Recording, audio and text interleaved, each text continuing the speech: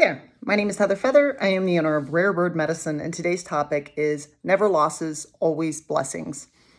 I was watching John Edwards. If you're not familiar with John Edwards, he had a show called Crossing Over. I think he has a show called something else now on Disney or Hulu or whatever it is. Helpful. But a long time ago, when I lived in Florida, I was working at a health food store, and I worked with a woman who, it's a story I dearly love. She was married to a man for a very long time, the owner of the store, and I was the vitamin manager at that time. And she and I grew close, and she told me that her husband had agreed with her that if either one of them died first, they would make all of the paintings in the house crooked so that the other person would know that they're still with him. And she said, Heather, I haven't been able to keep a straight picture in the house since then, since he passed.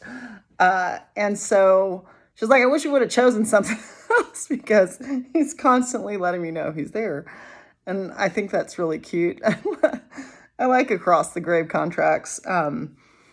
But around that period, I wound up getting another job at a different health food store, and I became the store manager there. And it was cool. I was learning so much about the health food industry and supplements and nutrition. And it was a really great period of my life. I really did grow a lot when I lived in Florida. I carried a lot of leadership positions there. And as I was a store manager there, I lost my mom while I was in Florida.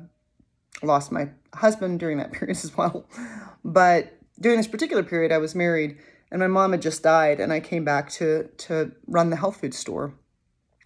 And people would come in with grief, and somehow in the process of getting someone supplements, the universe has this funny way when you lose someone to surround you with like minds. And so I'd get into these conversations with people, and I was telling a customer how I was watching John Edwards, and she went and watched a bunch of the episodes and came back and was like, that was really helpful. And so we just exchanged different information like this. So I saw they had a new show on and started watching it because I was watching stuff that was kind of stressing my consciousness out. I was like, let me, do something. I always want to do what's productive. Like, what is productive? And what aids the evolution of my soul, and what aids the evolution of my consciousness, and what aids the evolution of my heart, and what aids the evolution of my spirit. And what is my work? What is the soul work I wanted to do beyond whatever my cognitive mind thinks it wants to do? So I switched to watching this show because I've lost 60 to 70 people. Certainly there's grief that I need to process, and I feel that it's my duty to do my work to process my grief. And I don't, I kind of want to make sure I'm doing that so that I'm in a healthier space when I'm dealing with friends or family members or beloveds or whatever that is. And there was a woman on there that had lost her child. And I cannot think of a worse fate than this. And even with all the loss I've had, I have never lost a child. And I have tremendous empathy for those that lose a partner or a child or something so intimately close. Losing my mom was a huge loss because she was amazing. And so it's also hard to lose really amazing people. It can be hard as well to lose people you weren't close to, because then the relationship you feel like didn't get repaired in the lifetime you wanted it to. There was a woman, though, that had lost her child, and John likes to ask people, in their process of grief, questions about it, because one of the things that he does, I do think he is an adept psychic, clairsentient. A lot of the psychics that commune with the realm of the dead are powerful clairsentients, meaning that they feel, and it's communicated in frequency or in vibration, what they receive. But he had asked this woman, because she just seemed to have a lighter spirit about her, to be a mother of somebody that lost a child. And he said, how do you be in the mindset that you're in? How are you where you are today? And she said, after I lost my child, I had this awareness that there are never losses, only blessings. And there's another show that I received that once mentioned a similar concept of beauty comes of all things. It was a message received by another woman that had lost a 20-year-old child. Beauty comes of all things was a message she had received from her dead son. And I think about this. I did a video called Beauty Comes of All Things. But I think about this a lot, actually. as somebody that is constantly asked to process the concept of loss. Every Mother's Day, my mom is lost. Where did she go? She's dead. Every Father's Day, my dad is lost. Where did he go? He's dead. Every October are the death anniversaries of my mother. It's like all of these people, all of these friends, these lovers, these dear ones. A lot of my life has revolved around a tremendous amount of depression and grief, because even though there are beautiful, lovely souls for me to connect with here at Earth School still, that's one of the glorious things I've gotten to learn having the teacher of death all the time, is that there are many still among the living that are quite remarkable, that can teach you much if you will open your mind and open your ears and ask questions and lay aside your fears. And I've spent so much time wanting to be with them. It's like, so many of my people are over there. If I could just go over there, there's so many people over there. Hang out with a bunch of people over there, And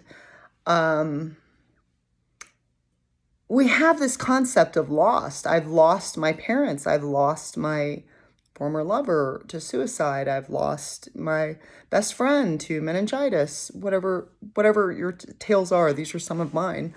And so we can think that they're just gone. And as I'm watching people process death, we just think they're gone. And we can even have this with former partners or former relationships. There's not many relationships I've had that I lament, because many of the relationships I've had, I've been doing a lot of work to get into a healthy space, and they're just not matching the space of health that I want in a relationship. And it's not because anyone is inferior to me. It's sometimes we just seek different things, and health can look like different things to different people. But there have been relationships that I've lamented, or that I've thought, man, that really could have been something special. I've even had relationships that I've been told by the Akashic Records, there are multiversal potentials under which you two come together and create a family. And obviously I'm not with anyone today, and that's not the pathway we took. And I can lament that. What if I had been a different person? What if I'd made a different choice? What if I had said something different here? And it can feel like a loss. And what I know is that beauty truly does come of all things, and it is a blessing, any which way the relationship goes, because every relationship that's ended for me, I really do feel they've always ended and continue to end in healthier and healthier and healthier ways. And more of that stems from me understanding that it's okay to have boundaries, being able to take a stand for my boundaries, and understanding that even though I can forgive anything and everything, it doesn't mean that I have to tolerate anything and everything forever. You know what I mean? That it's okay to say, I don't really want to engage in this scenario anymore. And I forgive you, and I love you, and I'm going to love you at a distance now. I go into every relationship and every interaction with the awareness and with the thought that this is an eternal relationship, because I believe in the eternality of spirit. As I've always said, I'm not a YOLOer. I believe we live many, many, many lifetimes, and this is just one of them. I'm just playing this character now, and I don't want to go into another lifetime not knowing what it is that I've met people in this life where it's like, I don't like you. I don't know why, but I just don't like you. And I've also met people that it's like, I feel like I've known your soul forever. I've met children that I've just been like, I've known you since forever, And I would rather know in the lifetime when I'm having the challenge, trial, tribulation, what it is that's causing it, and to bring everything I've got, which is quite a lot, to resolving it. And so I can feel impatient sometimes with myself and with others. I have some people that I dearly love that aren't getting along right now, and that's hard for me because it feels like such a loss that these people that I dearly love are not entering the same spaces together. They're not communicating. They're not resolving. I know that they're intelligent. I know they have emotional intelligence. I know they're capable. I know they're competent. And it's frustrating to watch. And it's also not my relationship. It's their relationship. I'm not the boss of it. Don't want to be. And, it's like sometimes I have to remind myself that people can spend an entire life judging each other and not being forgiving and not choosing the path to building a bridge. We can always build a bridge, if both parties are willing, we can build a bridge. We can find a way. We have creative mind, and that it's okay if we don't, because all relationships are eternal. Don't worry, they'll meet again. Like, it's not, I'm not the commander of every relationship in the universe, thank goodness. And those relationships that I feel I've failed, I certainly feel that way with my ex-husband. I pray for him all the time.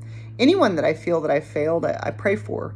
And I really try to be hyper vigilant and attentive to how I'm being, because I know there are certain circumstances where my behavior can be a little counterintuitive to what I'm actually feeling. And so I really work to shore that up, because my aim is to be unconditional love and form every single day of my life. That means that I get to pay attention to where that's not showing up, or where I'm kind of like, I feel vulnerable because I'm interested in knowing someone. And so I be more disconnected or distant because I don't want to be exposed for feeling vulnerable.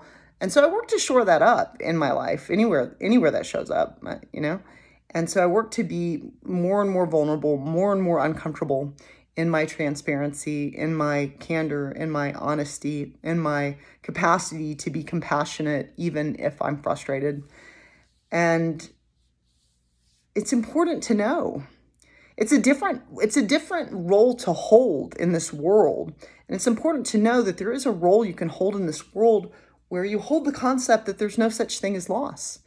Imagine for a moment with me, if you will, that every relationship you've ever had is eternal. And these people you will meet again and again and again. And you have infinite opportunity to clean it up. And my mom taught me that. I was being a real brat as a punk teenage kid, and my mom was amazing, but just, you get to that point where I'm going to rebel against mom. And I remember being in the kitchen and just being a punk kid and doing something that was rude to my mom. And I went in my room and marinated on what had happened, and I realized I was wrong. And I've kind of always been this way. Like, if I can figure out that I'm wrong, or somebody can point out to me why I'm wrong, then I'll own it. I may need to sit with it, may be a little butthurt about me being wrong for a minute, but I will apologize for it. And so I was in my room for a while, mad, and then finally realized that I was in the wrong. And I went to her and said, "Mom, I'm so sorry. Like that was really rude, and I apologize. And I should never have talked to you that way. I just felt so bad that I would treat my mom in such a way when she deserves so much more." And she said, "Honey, you can always clean it up. You can always clean it up. Even if 20 years has passed, I want you to know that you can always come back to the table and clean it up with any person, anytime." And so this is just what I've had on my heart and my mind, because there are two people that I love that I feel like there's opportunity to clean it up. And I don't know that they will.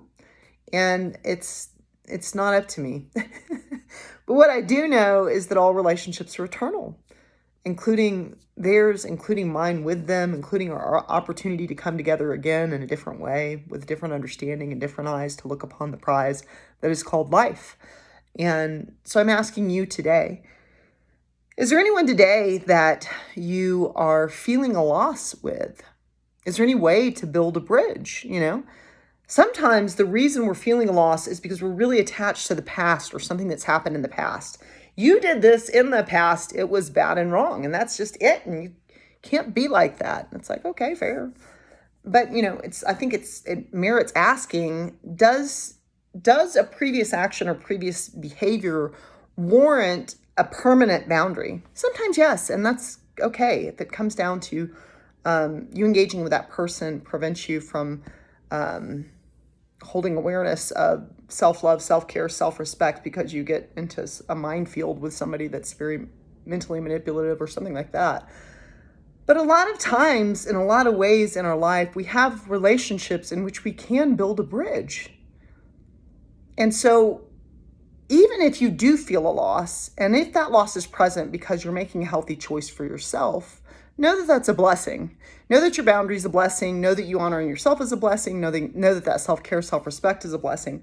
But also know that there's opportunity as well in our relationships for us to clean it up. To just say, hey, I'm still mad about the past. Maybe you are too, but maybe we can come together and talk about the present. And maybe we can get present with each other and breathe with each other for a moment and consider, what a blessing we've been in each other's lives. And let's maybe just come together and talk about that. Are there any ways you're framing your life as having a loss? And can you consider what a blessing that has been in your life? You can always subscribe to Rare Bird Medicine on YouTube. Like and comment there. I always love to hear your thoughts. Amun.